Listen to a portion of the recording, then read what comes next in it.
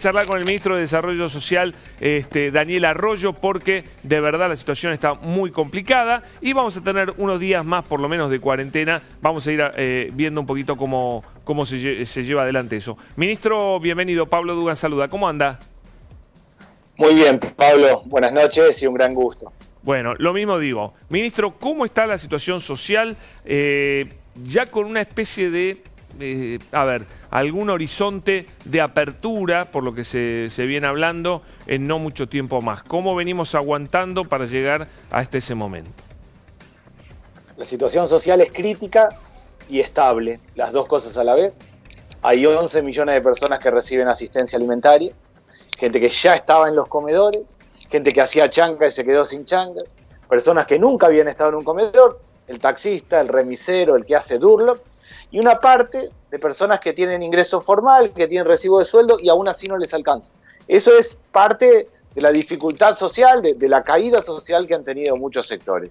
Hoy la política social es en esencia asistencia alimentaria, pero nosotros ya construimos lo que se llama el camino de salida sobre 3 ejes, que es potenciar trabajo, un ingreso universal de base y la urbanización de los 4.000 barrios populares. Nosotros ya pusimos en marcha la política social post-pandemia que tiene que ver con esos 3 ejes. Yo le quiero reconocer a usted, al Cuervo Larroque, a toda la gente que trabaja en desarrollo social, que cuando arrancó la cuarentena, todos dijimos en un mes el conurbano explota.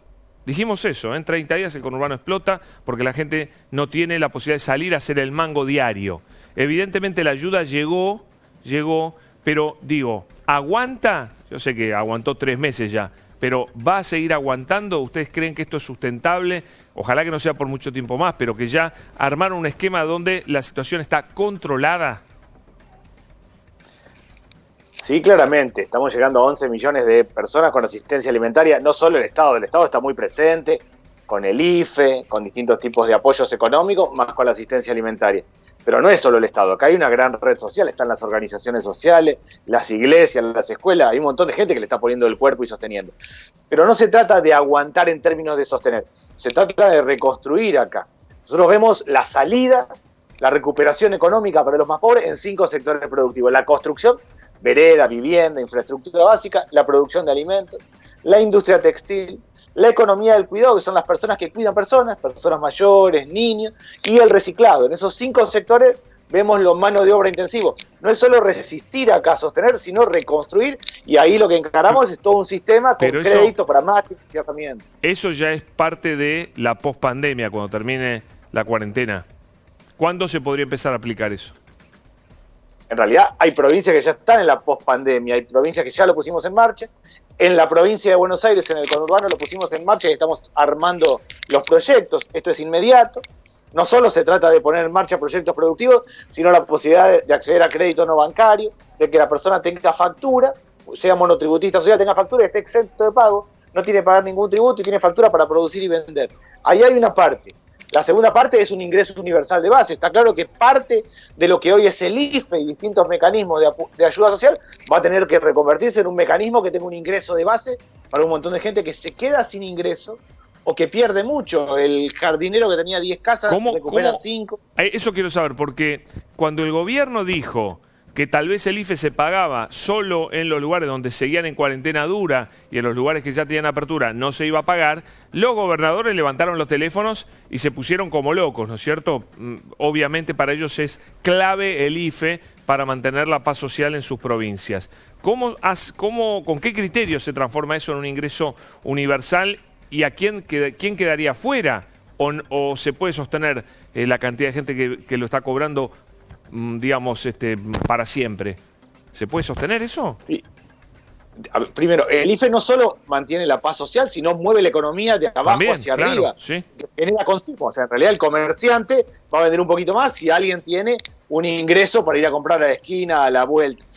Hoy, ¿qué es la transferencia de ingresos? 9 millones de personas que tienen el IFE, 600.000 personas que tienen planes sociales, que cobran la mitad del salario mínimo, y 4 millones de chicos cuyos padres cobran asignación universal por hijo.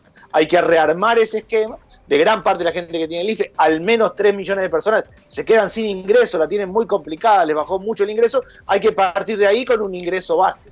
Argentina tiene un problema de trabajo, como decía antes, pero tiene un ingreso base. ¿Y que tiene que cuánto debería rearmar. ser, De ese rearmar, a criterio suyo, un ingreso base? ¿Cuál sería el monto a valor de hoy? ¿Lo del IFE? ¿Lo del ingreso del salario básico? ¿Cuál podría ser un monto accesible para que lo pague el Estado y para que la gente tenga un sustento durante el mes? el ingreso base tiene que estar lo más cerca posible de lo que llamamos nosotros el salario mínimo, con un esquema de trabajo.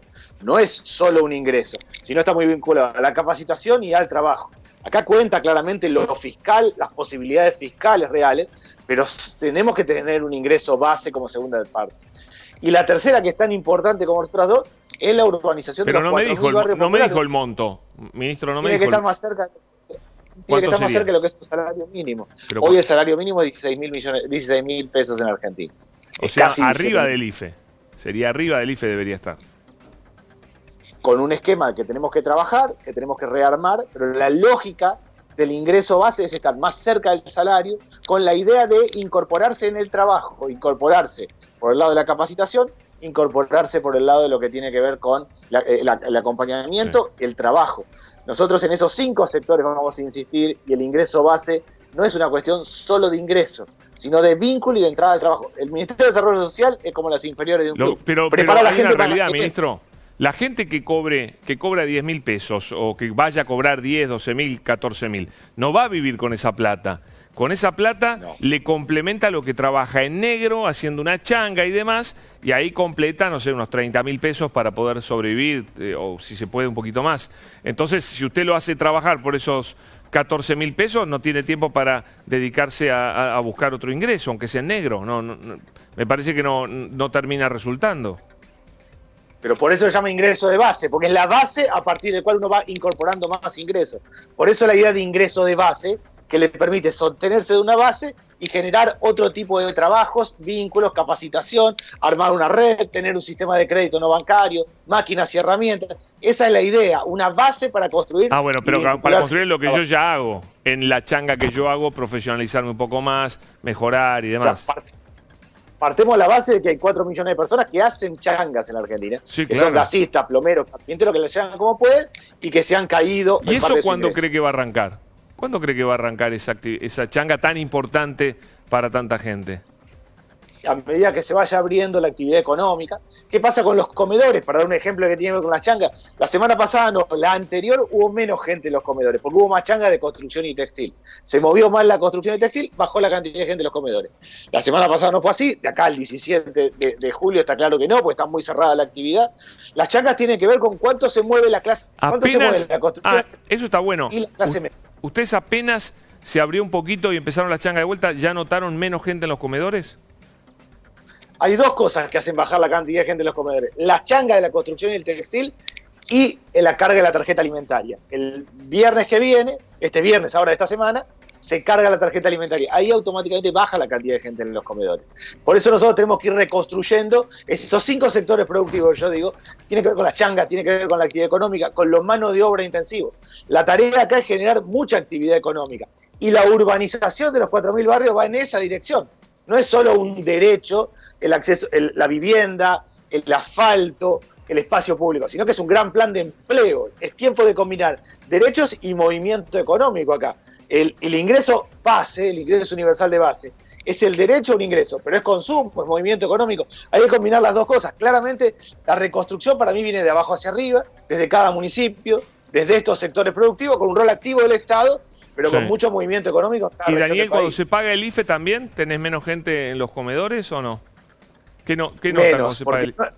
¿Por qué? A ver. No tanto, porque en términos generales el ingreso del IFE de la familia, en términos generales, no lo están usando para alimentos, sino para otro tipo de cuestiones. Entre otras, y parte del problema es que están endeudadas. Acá hay 2, sacando el tema del trabajo y el tema de la pandemia, hay 2 problemas graves acá, que es el costo de los alimentos y el endeudamiento de la familia.